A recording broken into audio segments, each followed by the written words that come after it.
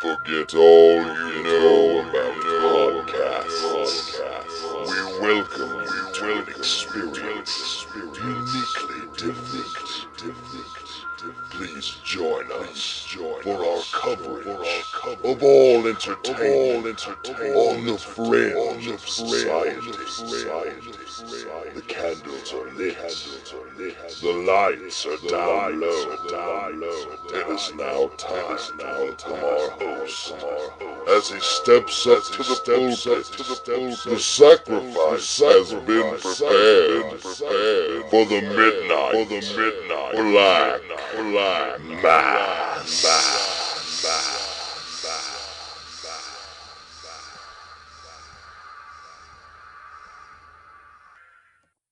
Ghastly greetings, groovy ghoulies, and welcome back to another edition of the Midnight Black Mass, here exclusively on the Potty Humor Network, BeyondRingside.com, and now back in action on iTunes. Just search Potty Humor.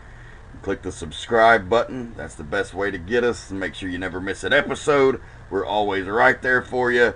Glad to be back on iTunes and also joining the family at Stitcher Radio, one of the best interactive services for podcasts around the country, around the world.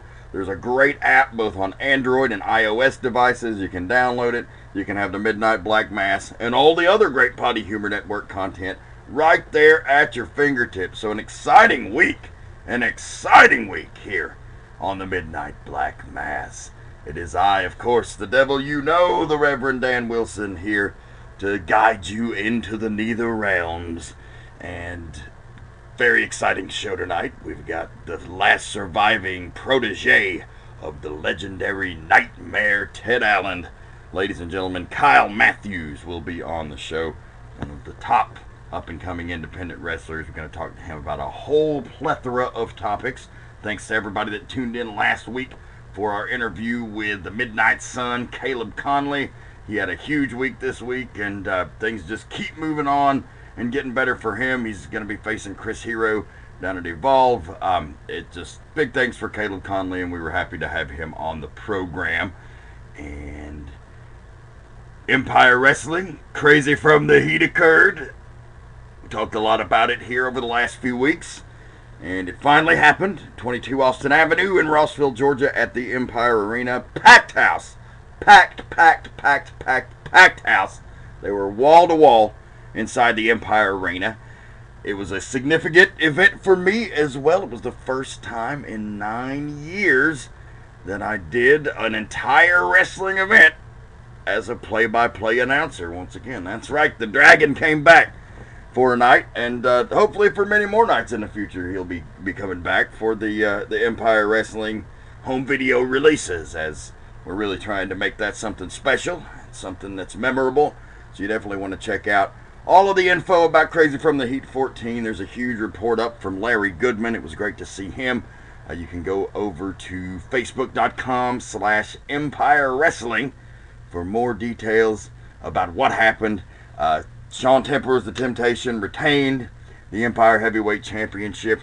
Also was going to have our guests tonight appear on the live show and talk to the crowd and have a few extra bonus features for the episode tonight, but unfortunately got cut off by the ginger dickhead Lamar Phillips, who came out here after being a catalyst. Of course, Kyle talks about it later. It was ultimately wear and tear over the years that caused this shoulder injury that he's rehabbing from right now, but of course, Lamar Phillips jumped him a few weeks ago, and that kind of was the straw that broke the camel's back on the shoulder. So Kyle made his way out to the set on the Midnight Black Mass, and he showed Lamar that he had a few tricks up his sleeve as well, as Lamar went to jump him, and Kyle was smart enough to have hidden a turnbuckle, a steel turnbuckle, in his sling and pulled it out and stopped Lamar in his tracks and sent him running for cover. And I apologize to Kyle that his time got cut short, but he's got the whole episode tonight coming up, so want to be sure to check that out. Empire Wrestling will be back at the Empire Arena at 22 Austin Avenue, Rossville, Georgia on Saturday, August the 16th. It's an 8 p.m. bell time. We'll have all the fallout from Crazy from the Heat 2014 And on Saturday, August the 23rd, Empire will be going to Chattanooga, Tennessee at the D1 Fitness Complex. You can follow them on Twitter at D1Chat. That's C-H-A-T-T.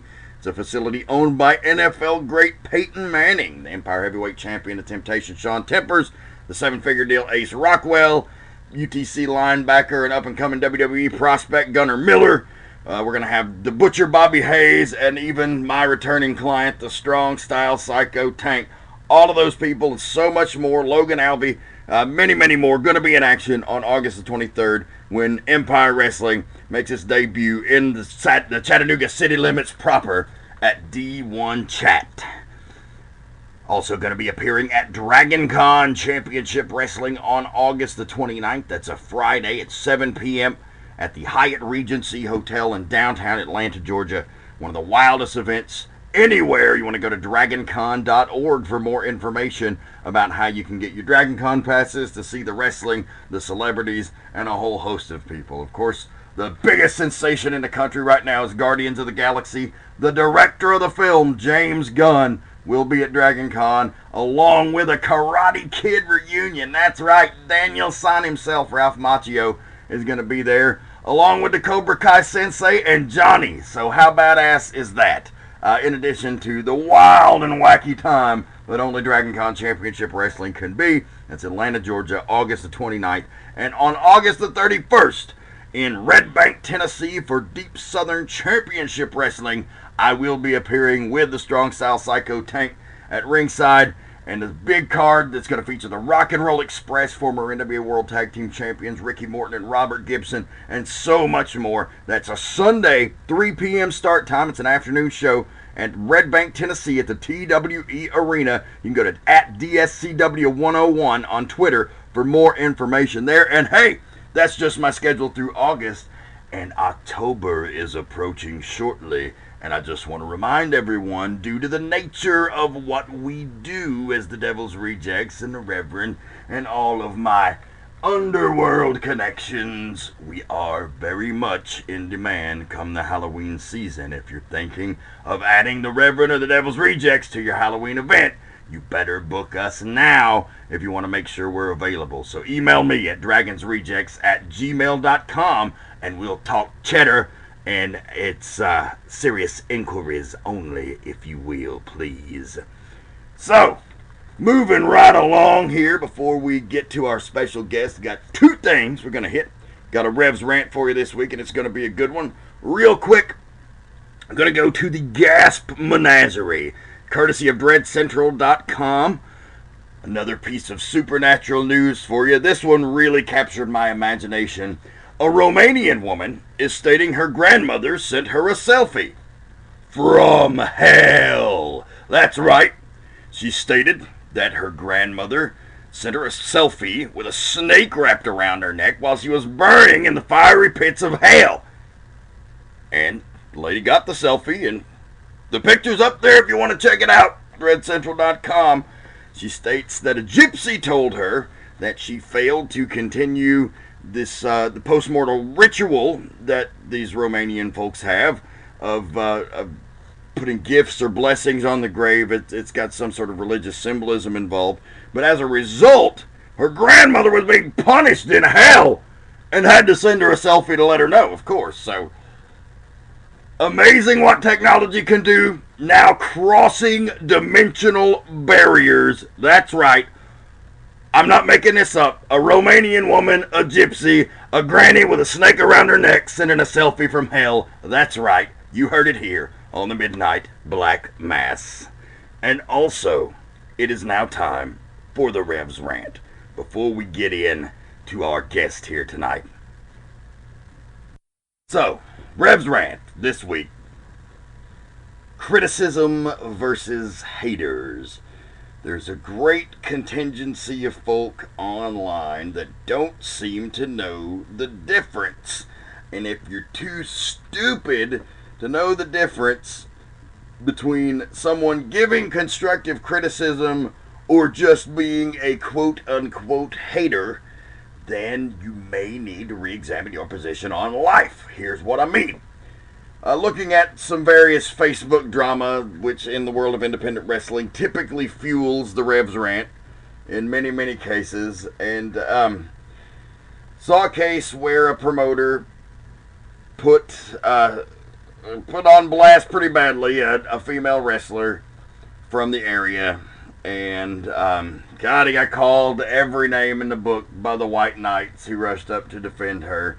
And, you know, he had a point. She should be held to the same standard as other great female wrestlers. She was untrained, self-admittedly. Did not have proper attire because she could not afford it. That's all well and good, but maybe you should think about a different career or find a way to work it into your gimmick or something. I don't know. It's like, really? You can't afford... And that's what makes the quote-unquote shit shows that you hear so much about. It's a locker room full of people like that and the promoters that continue booking them. And the girl just couldn't get it through her head. Just, you know, clearly everyone was just a hater. She was great. She had no... And, of course, the people who jumped to her defense were even worse. The girl later admitted she needed the training and admitted she could use the help and was just, I guess, embarrassed that the guy called her out.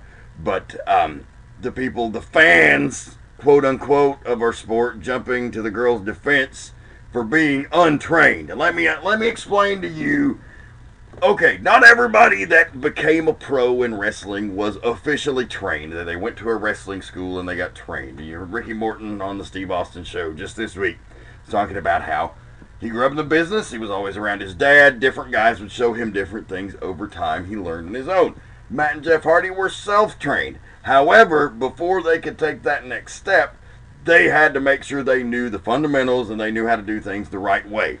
It took them a while to figure that out.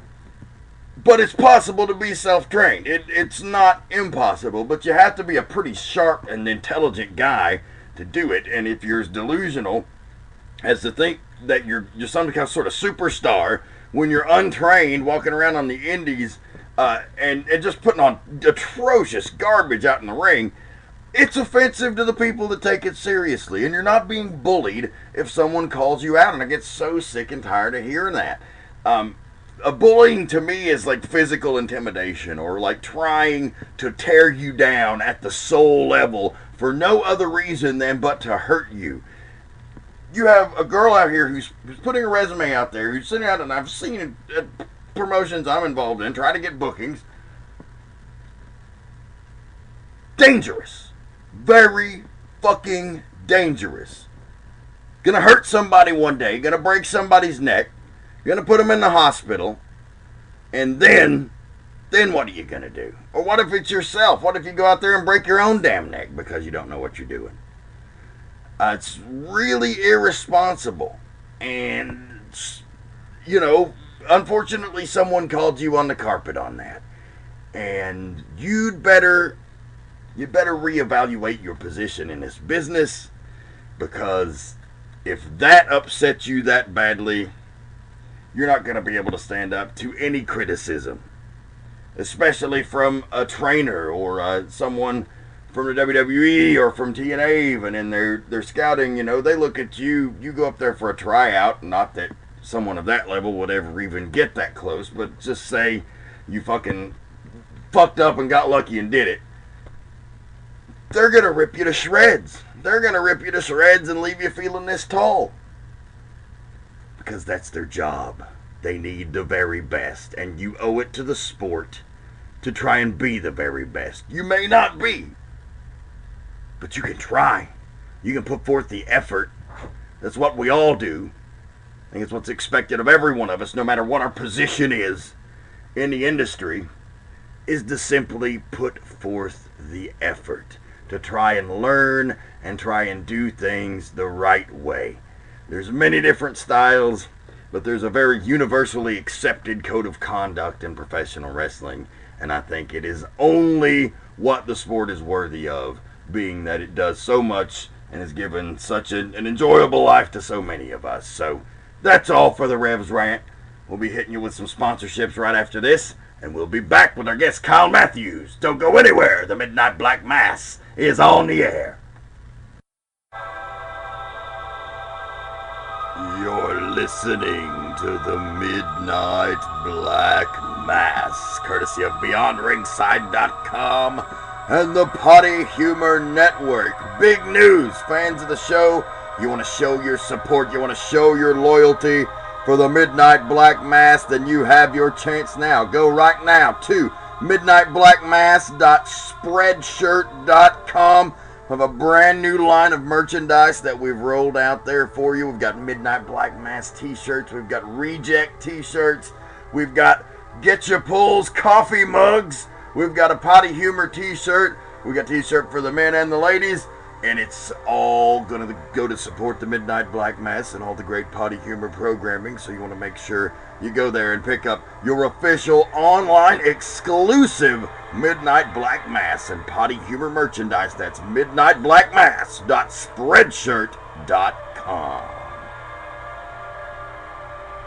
High, but not too high. This is George Carlin. I'm sitting here. I have on a yellow hat, a pink shirt, dark sunglasses, and an earring in my ear. And I'm going to tell you not to get into heavy drugs. Well, it sounds bizarre, I know, but there are other things to do with your life, other things to help you make it. Heavy drugs make it all worse, and they help you die.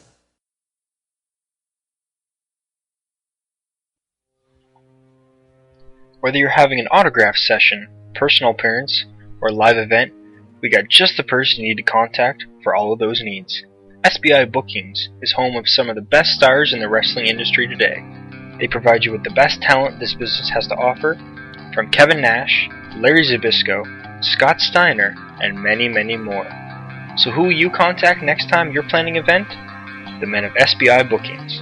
Check them out at sbibookings.com. Wrestling fans, Anarchy Wrestling television tapings are the second and fourth Saturdays of every month at 4236 Level Grove Road in Cornelia, Georgia. For more information on Anarchy Wrestling and on the shows, to watch the television product, and a whole lot more, go to anarchy-wrestling.net. That's Anarchy Wrestling, the second and fourth Saturdays of every month in Cornelia, Georgia. And we're back on the Midnight Black Mass. It is my pleasure at this time to introduce our guest on the program, good friend of mine I've known many years, but a man who's stacking up credentials as his career rises. Competed in the 2008 Chikara Young Lions Cup. He was a 2012 Cauliflower Alley Future Legends Award winner. He was the last surviving protege of the legendary Nightmare Ted Allen. Ladies and gentlemen, it is my pleasure to welcome Kyle Matthews to the program. What's going on, man? How are you, my friend? Oh, doing pretty good. Excellent. Well, thanks for taking the time out to talk with us tonight. You and I come from pretty different backgrounds, so this is going to be an interesting discussion. We do share the one common love of professional wrestling that we could probably talk for hours about. We'll spend most of the time talking about that, but we'll delve into a couple of other subjects as well.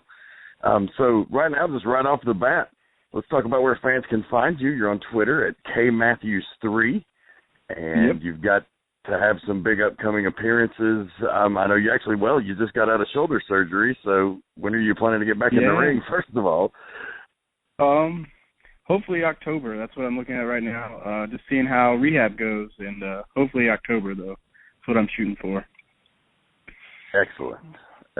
Well, you're an Iron Man like that, so I don't doubt with your conditioning that you'll be back in the ring sooner than expected. Of course, we had you there. We had you on a live Midnight Black Mass with Empire Wrestling here this past weekend in Rossville, Georgia, at Crazy from the Heat, and we talked about the shoulder surgery, and it was a pretty intensive procedure. Exactly what kind of injury did you suffer? Actually, I had a torn labrum, which is kind of what keeps your shoulder in socket. It was popping out of socket quite a bit. So they went in and cleaned that up and shaved some of the bone off where it was impinging on my rotator cuff. So Yeah, just clean up the shoulder a little bit from wear and tear over the years. So all's good, I hope, for that. Excellent. Well, I hope you make a full recovery. It's always dicey as a professional when you have a serious injury like that and you have to go under the knife. In most cases, you're dealing with great professionals and the physicians who are working on you and who are going to put you back together, but there's always that chance that you're not going to be the same. So it's always got to be a scary situation. For sure, this is the longest I've ever been out since I was 15 years old when I started, so it's kind of weird to be at home on the weekends instead of out doing a show somewhere. Is it driving you absolutely insane? At first it was kind of nice to have a little break, but then like last weekend when I went to the show, it made me have the itch again, hearing the crowd and stuff. So yeah, it was getting to me a little bit. Yeah, I understand that. And that is very true. When you take off, like the first couple of weeks, you're like, oh man, I'm off. This is great. I don't have to go anywhere. And then you're like, man, what the hell am I supposed to do with myself? For sure. Yeah.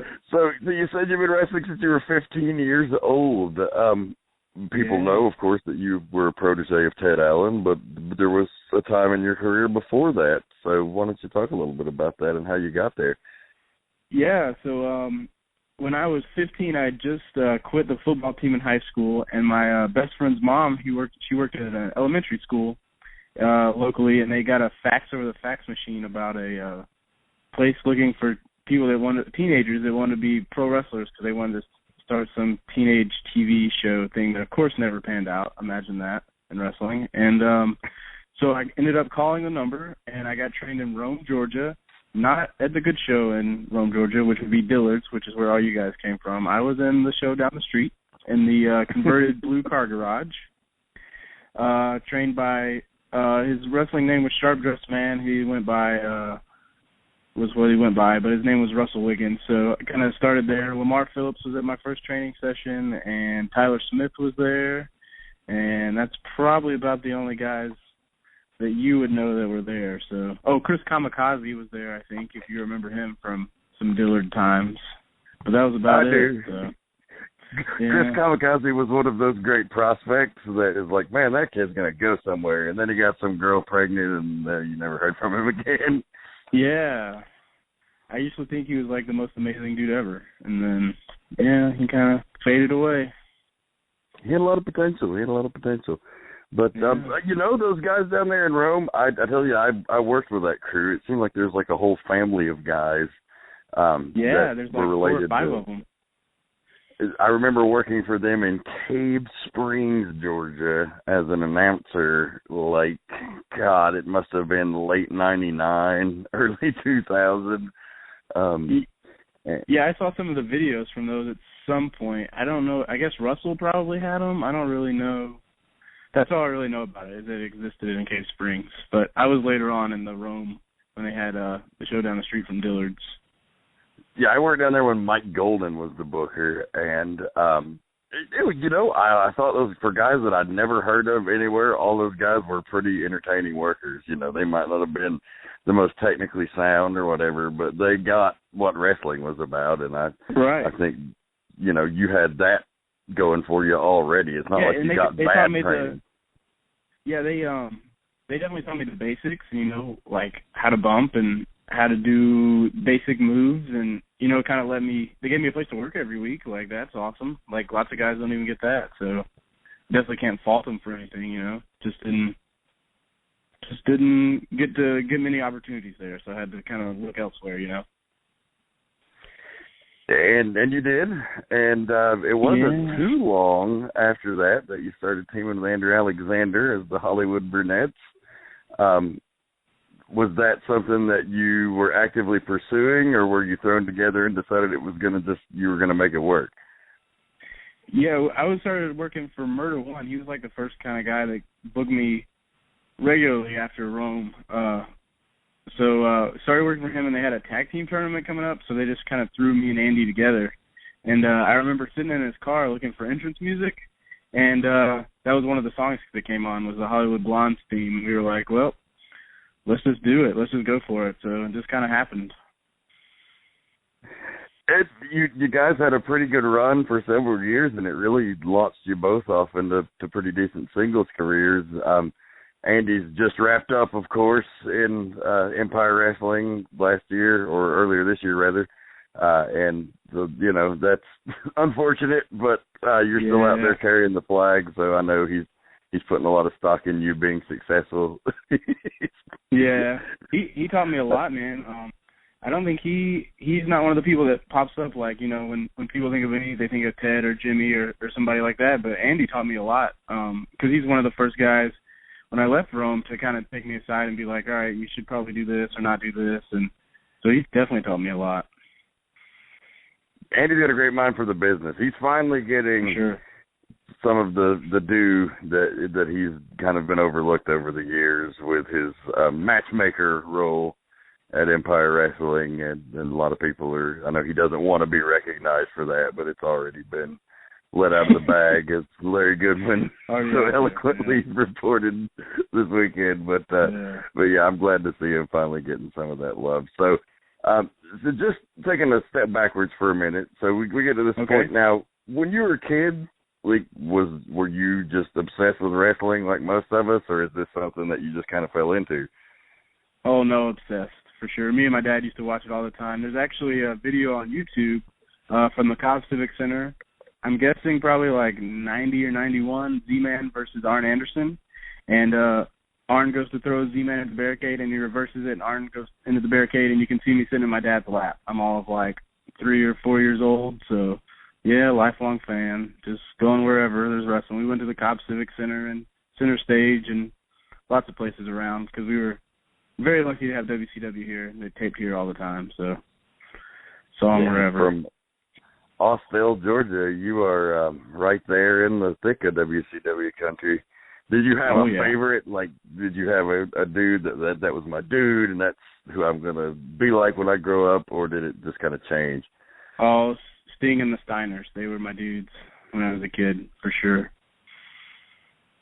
That's funny, because you usually see a lot of guys who are smaller guys who do junior heavyweight style, like you were an expert at, that, they're like, Liger was my guy, or Pillman was my guy. That Sting and the Steiner brothers, that's pretty awesome. Yeah. Now, granted, later on, of course, I like Pillman and other guys, but no, when I was a kid, Sting and the Steiners all the way. Is that why you hit people so damn hard? Maybe. One day I discovered they were in Japan. I was like, oh, they just drop people on their head and hit them really hard? I can do that. I can do that right now. Let me practice on my Ultimate Warrior wrestling buddy. I can do it.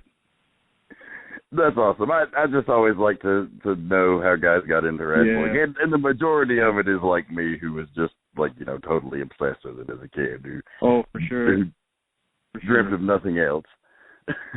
Yeah. To the point that you annoy the rest of your family and just I used to get in that trouble weird for guy. I used to get in trouble for wrestling with the wrestling buddies, like in my living room. I would jump off the couch and my dad would yell from downstairs, "Stop doing that, you're gonna make the house cave in," and all sorts of fun things like that. Awesome. So it was right in the midst of your Hollywood Brunettes run that you hooked up with the legendary Nightmare Ted Allen. You're talking about a pedigree that this guy has a mile long of great people that he's trained. You're talking about the Big Boss Man. You're talking about Arn Anderson. You're talking about Bull Buchanan. You're talking about Scotty Riggs. And there's several more. And, of course, the great Kyle Matthews as well. So how in the world did you hook up with Ted Allen?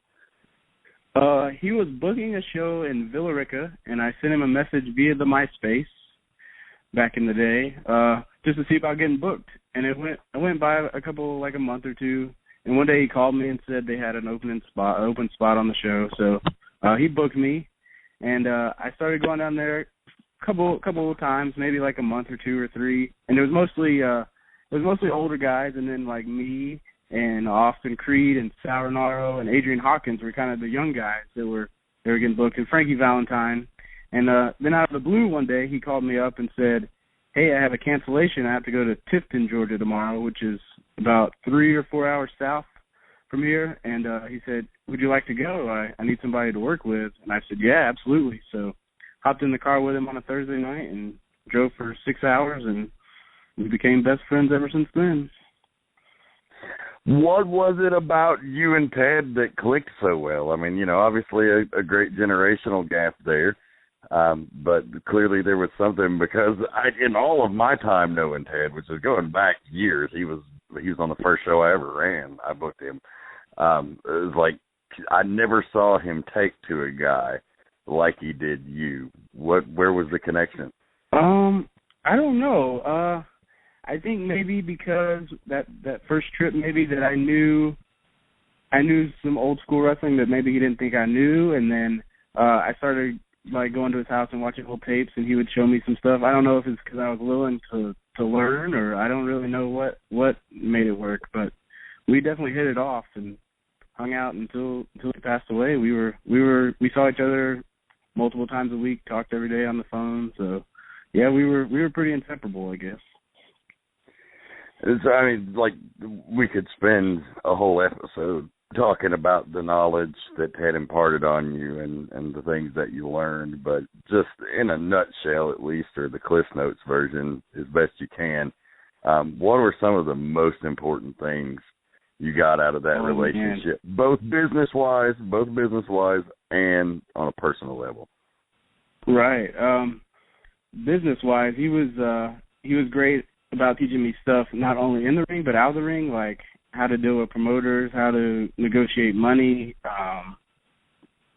guys you could trust, guys you couldn't trust, just dealing with stuff outside the ring, much less the stuff inside the ring, which was, I got to team with him a lot, so seeing it firsthand, I got to see all kinds of stuff that blew my mind, and he would always watch my matches, and when we'd be on the way home, he would always tell me some things I could do better, or things he thought were good, or, just give me a critique. And then personally, there wasn't a happier dude. He loved life like nobody else. So just taking it every day and living it and have a good time while you're wrestling, because you never know when it could be over. So he was a happy dude. Awesome. Man, I always thought a lot of Ted. I always had just the deepest respect for any guy like that, but especially him, because he was always so nice and friendly every time I saw him. And I always remembered you. And I was afraid for a while that maybe he didn't like me, but I came to find out that wasn't the case. So you never know with Ted. Those old timers, man, they got the poker face. Sometimes he would be in the locker room and he would just have like the biggest snarl on his face, but he was having a good time, and I would go over and I don't know, mess with him somehow, put him in an arm bar or something, and he would lighten up and everybody around him would be okay. Because some people were real scared of him. I was real scared of him when I first met him, but he was a good-hearted dude. Well, Ted was a shooter. I mean, for sure. To the non-initiated, what that means is a man who is skilled in legitimately hurting you. And I don't give away all the trade secrets here, but we talk pretty openly about the business. Okay. At least to the fact that it is, it's entertainment, and it's right. How much of it is physical and real, and how much of it is not.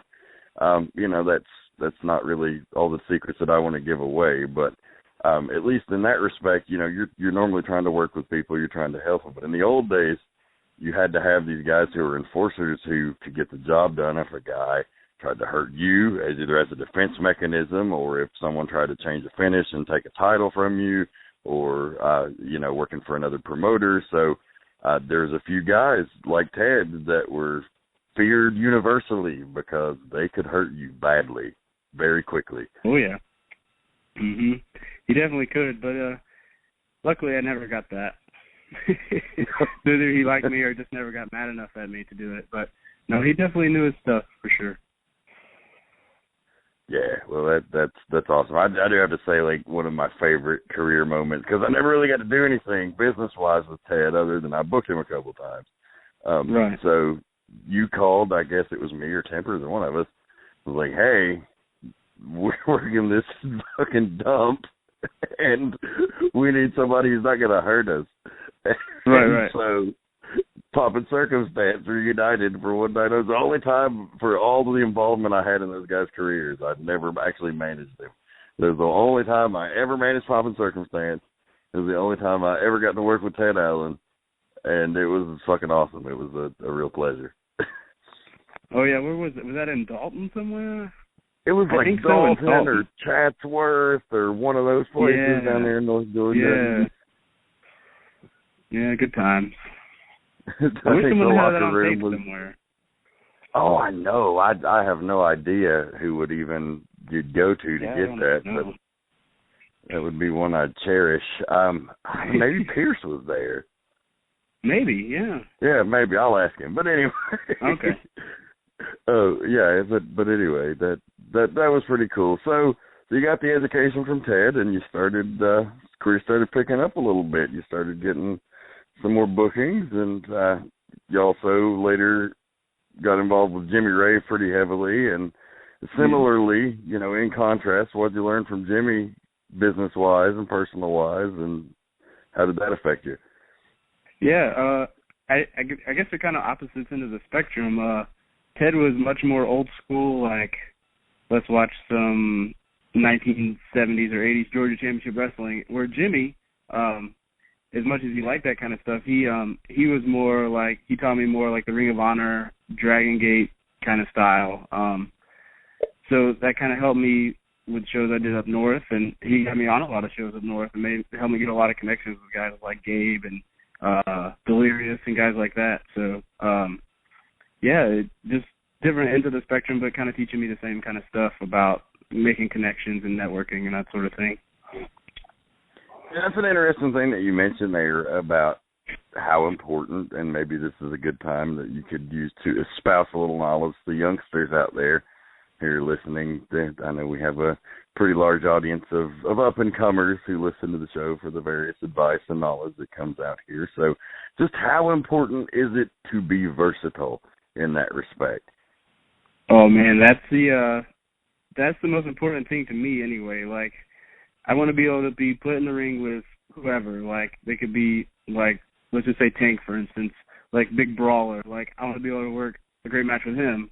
Then let's say I wrestle Davey Richards the next day. Like, I want to have a great technical match with Davey Richards. Or let's say I wrestle Jimmy. Like, that's a little bit mix of both, you know, like a little old school with the way he's a heel, and then he can turn it on new school kind of ROH style at the end. Like, you got to be able to do whatever, because you never know who you're going to be in the ring with. So that's my take on the situation. You want to be able to do well, not just half-heartedly. Yeah, no, I mean, I think that's great advice for anyone coming up, because the more you can do, the more roles you can fill, the more opportunities you have to get paid, and Absolutely. That's the name of the game. You know, yeah. And that's not to say you're sacrificing your own unique style. Any match that you see Kyle Matthews in there's going to be a Kyle Matthews match. You do things that are uniquely yours, down to your body language and the movements.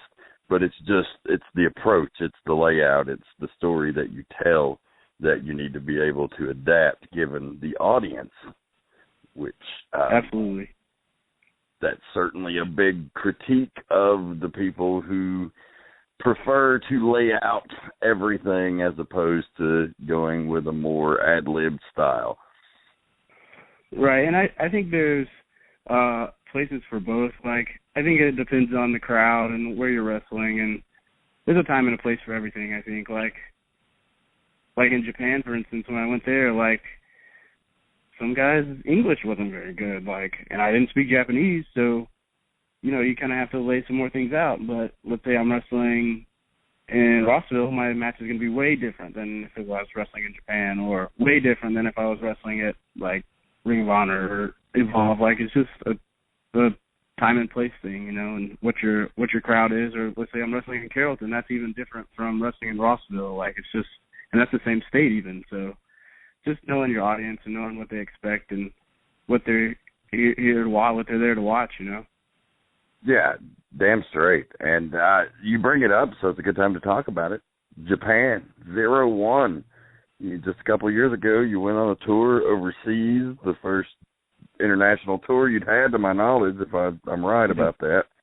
Yep. And you did well. You got good reports. Please enlighten us onto that experience and culture shock. Oh man, it was crazy. Let's see. I think there was 6 of us total that went on the tour, and it was 20. I think I was gone 24 days, and I did 10 shows, and then every other day we trained in the dojo with either Masato Tanaka or Shinjiro Otani, who was in WCW for a little while. And those guys both were just awesome. Yeah, they were crazy. And Akuto Hidaka, who was he did some ECW and then later on came over for like MLW and some Ring of Honor shows. He's really good. He's I wish more people would bring him over, honestly, because I think he would definitely do well if he was over here. But anyway, training was the most brutal thing in the world. Like hundreds of Hindu squats, hundreds of push-ups. Any crazy story you've heard about a dojo, it's real life. Like lots of squats, lots of whatever. We would do practices would be like 3 hours, and the first hour and a half would just be like cardio and calisthenics and squats and push-ups and sit-ups of all variations. And then we would train in the ring for an hour and a half, which was just like bumps and chain wrestling. And Hidaka would teach us some lucha, and just like it was crazy. Like if people had to do that in America to train all the time, there would be a lot less wrestlers. So it was crazy. Well, maybe that wouldn't be a bad thing. Yeah, it was crazy. So, you could compare that to like the Les Thatcher drills, which are hellish, for guys in good shape even. And so how would you compare those to the Japanese training? In Japan, it was just a lot more, just like more quantity. They're very similar as far as like the drills and stuff, that sort of thing, leapfrogs, drop downs, just getting your heart rate up, just like lots of cardio and that sort of thing. But in Japan, we just had longer amounts of time to do them, and that's pretty much what they focused on for the first hour and a half of practice or so. So, yeah. So who else went on the tour with you? Was there anyone else I knew? Do you remember Milo Beasley from Florida? Or what was his name before? Nat Cali. Yeah, I worked with him back in like 2001 down there for IPW. Yeah, and let's see, Pepper Parks, who is he's a Les Thatcher trainee. He lives in Buffalo. He went, and a guy from Arizona named Awesome Andy. He went, and then there's a guy from California and a guy from New Jersey that I don't think you probably ever heard of. But those were like the main ones, and it was awesome. Like, we'd never met each other before, but we all bonded because we were all living together, and we were the only people there that spoke English all the time. So it's pretty crazy. You quickly find someone who you can find a common bond with when you're isolated in a foreign country. I can imagine. So culturally. Oh yeah. Oh, go ahead. It's crazy. Oh, I was just gonna say, like, when we first got there, I was like, I'm sure that everyone else was like this too. You wanted to show what you had to the Japanese guys to try to get, the best spots on the shows and stuff, because we weren't guaranteed to be on every show. It kind of depended on, like, our performances at the dojo and that sort of thing, and everybody was kind of watching us, the bookers and the promoters or whatever. And so, everyone was like, oh, I'm going to do the best I can and kind of, try to outshine everyone. But after, like, midway through the first practice, we were like, okay, we got to do this together or we're not going to get through it. So it was definitely a bonding thing for sure. That's very cool. That is very cool.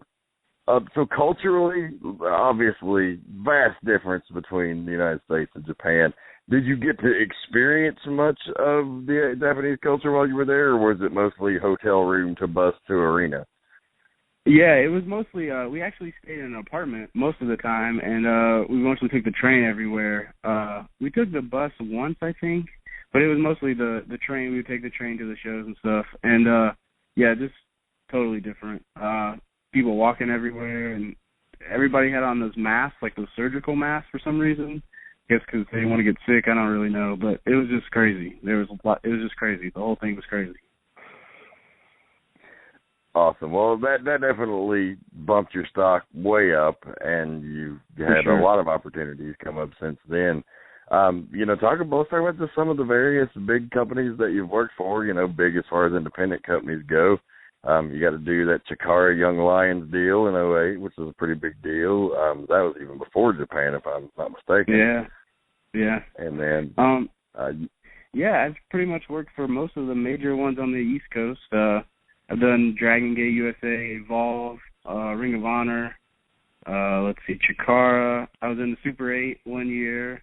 I did the Shamrock Cup, which is Maryland Championship Wrestling's kind of independent tournament. I went out to LA for Les Thatcher's tournament 3 times. I wrestled Cabana and a couple other guys out there, which was awesome.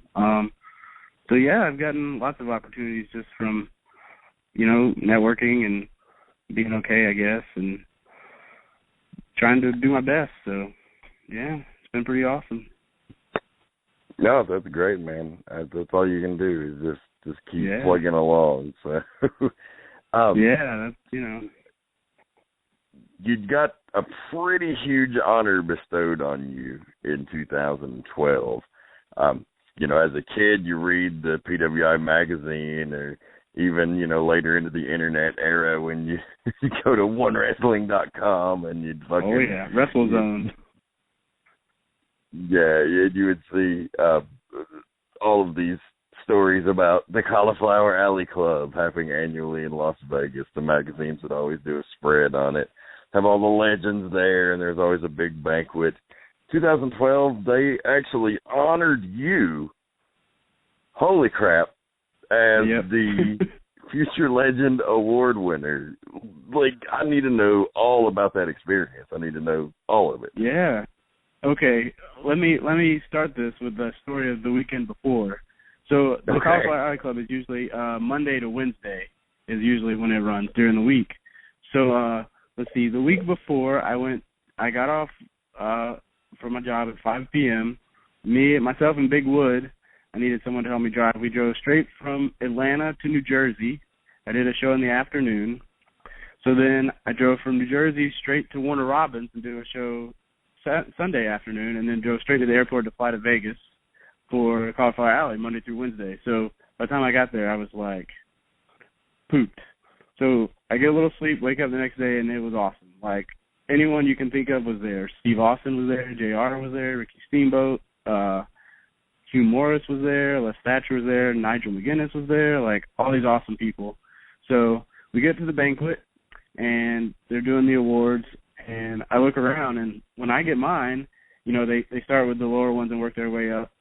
And after mine, Ricky Steamboat gets an award, Steve Austin gets an award, Rockin' Robin gets an award, and I'm looking around and man, this is crazy that I'm on the same, getting an award at the same banquet as all these people that are awesome. So it was a really cool experience. That's amazing. I mean, who doesn't fit in this picture? Let's see. Oh, that's me over here. But future legend. Yeah, clearly, great. Who's responsible for the decision making of that? Do you know how you even ended up with that? Let's see. I know Charlie Smith is the one who nominated me, old Georgia referee. And I think there's a board that makes that decision. Mr. Lauer, I think is how you pronounce his name, and some other guys are on the board that make that decision every year. It's nothing quite like being honored by your peers, especially the forefathers of the business that you looked up to growing up, and you just wanted to be like and to do proud. I think that's what anybody that just takes pride in the sport, besides, obviously the business end of it, which is the most important, but, just as a professional, you want to be able to say that you were respected by guys that you respected. Absolutely. Yeah, there's nothing better than anytime your peers think that you're awesome, you're doing something right. So anytime your peers recognize you or vote for you for anything, it always makes you feel good. Yeah, because it can be a cutthroat business at times, so to get that respect is pretty humbling. Yeah, and guys get jealous of things, and, it's not, I don't know, it's crazy how it works sometimes in wrestling, but, it's you work hard and do right and be nice to everybody, and it's, it's just like any other thing else in life, is be a normal human, Don't need to get crazy. That's it. And some people forget that in wrestling, it can get really intense. I won't say I haven't been a victim of maybe caring a little too much about wrestling from time to time in that respect. But I think we all have. sure. it can be good for you to a degree because it pushes you, but it can also be negative. Yeah. You mentioned the big wood, Greg Hullander, who's the father figure to many, myself included, in the wrestling business. Dear friend, and was one of Ted Allen's best friends. And so I noticed once Ted passed, and even before, really, you and Woody had gotten really tight.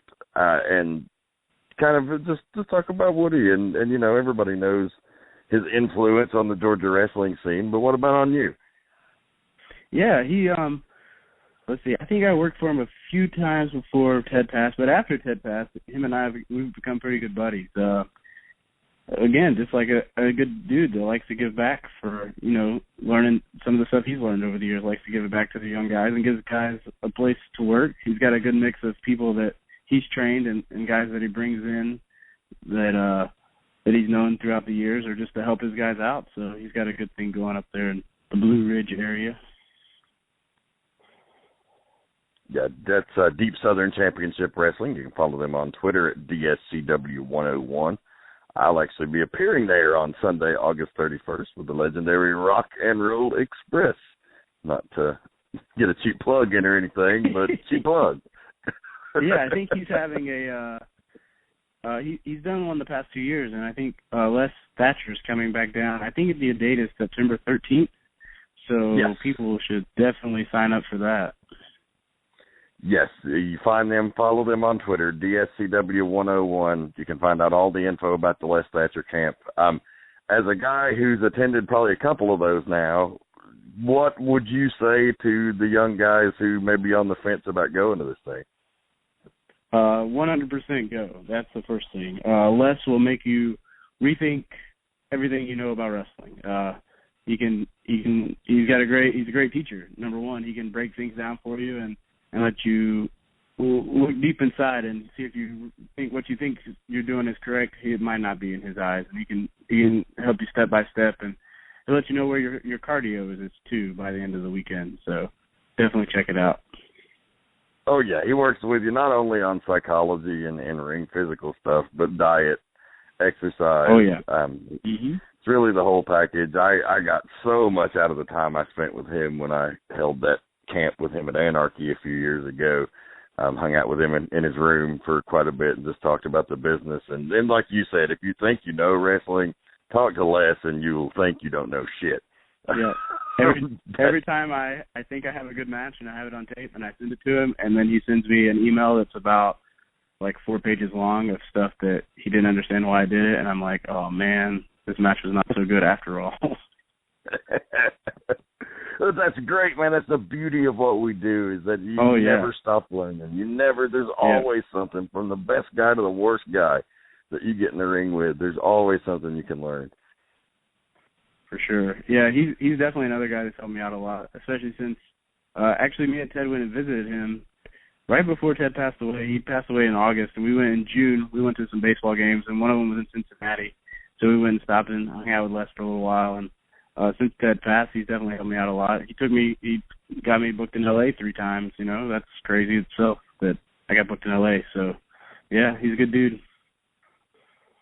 Yeah, one of the smartest guys ever in the business, in my mind, as far as just, like, he understands the wrestling business like Mark Twain understands, like, psychology and you know, literature, the human condition. Like, he's just got this inner way of explaining it that will blow your mind. It really does. Yeah. It's just always a pleasure to talk to you. He's literally done everything, like wrestle, book, ring announce, like color commentary. Like, he's done it all. So you can get perspectives on everything. Definitely. Don't miss out on that, folks. So wrapping up now, we've got a little under 10 minutes left in the broadcast. Okay. And just talk some potpourri now. Since we've gotten the major career highlights and things out of the way. Just some random questions about the sport, a little shop talk. Who guys you see? Actually, before we get to this, there's a 2-part question, okay? First part, what is the thing that you, I would hate maybe too strong of a word, but hate if it applies, or what is your biggest pet peeve in independent wrestling right now? Oh, man. I don't know. Maybe guys trying to just emulate what they see, like moves kind of get shot. Like the super kick was like a cool thing for a little while. Like dudes just do super kicks because they see other dudes doing super kicks. Like maybe that's my pet peeve. I don't know. People just doing moves to do moves, maybe because everyone else is doing them. Like try something new. Fair enough. Yeah. I mean, I agree with that point 100%. Yeah. Yeah. We'll go with that. I mean, you're a pretty positive guy, so it's not like you're sitting around hating on things. Yeah. But, you know, I see you stewing about stuff every now and then, and I just know somebody's getting their face kicked off. Yeah, I try to, I don't know. I try to watch people's, like, matches before mine and after mine just to see, I don't know, you can learn stuff from other people's matches. Like, I want to say that Jimmy may have told me this, and I may have asked him, but Danielson, he said when Danielson was in Ring of Honor, like, and he was the world champion, you would watch the first match. You know, he might put some stuff together before the show, and then you watch the first match and be like, all right, the crowd is very into this today, or they really want to be worked today, or they really want to see wrestling today. And then you would go back to whoever he was wrestling and, you know, put some more of that in there, like either put some more comedy or put some more work into the crowd or put some more wrestling spots in there, like, you know, and I was like, well, if he's pretty much like the best wrestler now, like, if he can do that, I can do that too. So I try to do that every show and see what's going on, see what the crowd's into. I wish more guys did that. Yeah. I mean, it's a common thing, and I'll say this to anybody listening, like, you really should try if you can at all. I mean, I know you've got to work stuff out and whatever, but you really should try to watch, especially everything that comes before you. I mean, if it's after you, it's really on the other guys to watch the other shit, but it's, you know, it's important to vary it up. These people didn't pay to see the same thing over and over again. You know, you got to give them something different. So, on the opposite end of that same question, what is the thing that you love the most right now about independent wrestling? Just that I think it's, like, I feel like there were some dead years in indie wrestling. Like, I don't know, it seemed like 2002, 2003, 2004, 2005 was like, indie wrestling was really hot. And then it kind of, like, declined a little bit, maybe the economy or something, I don't know. But I feel like it's back on the upswing. Like, I feel like there's lots of shows that are, like, picking up pace, like, locally and throughout the country. Just guys getting, like, lots of bookings and that sort of thing. And, like, indie wrestling's kind of cool again. Like, it's kind of like a thing. Like, PWG is kind of, like, taking off. It's making it kind of mainstream with people going out there. And Ring of Honor's picking up with Sinclair. So just the fact that it's, like, picking up and people are excited about it again.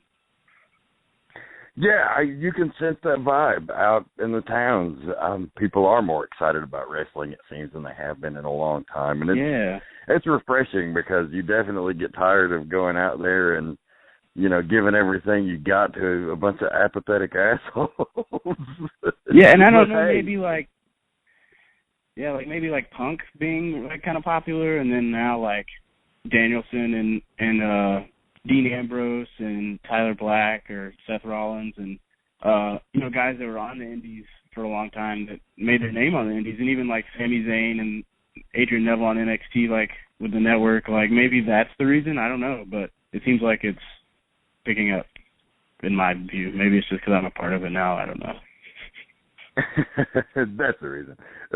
Yeah. Well, but, you know, they do show, like, Ring of Honor and other stuff on those documentaries, and so I mean, you know, I think part of it just is that a lot of fans didn't know there was wrestling besides WWE, and now they could go to this garbage show and never come to another non-WWE show again, but they also might run into a good show, and if they do, you know, it could open up a world of possibilities for them, so I think it is an exciting time, and I agree with that. For sure.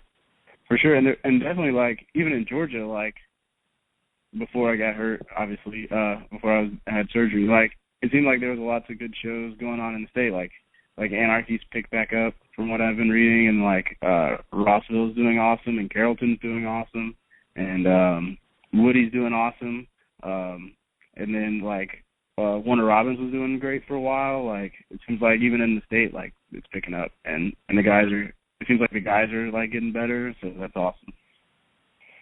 Yeah, it's always good to see a new crop of guys come up because you always run through that dry spell. And now you're getting guys that a lot of them started watching at the beginning of the era that a lot of us tuned out at. Right. And so it's almost like there's this whole new, fresh breath of life in the business from new guys, and it's always a positive.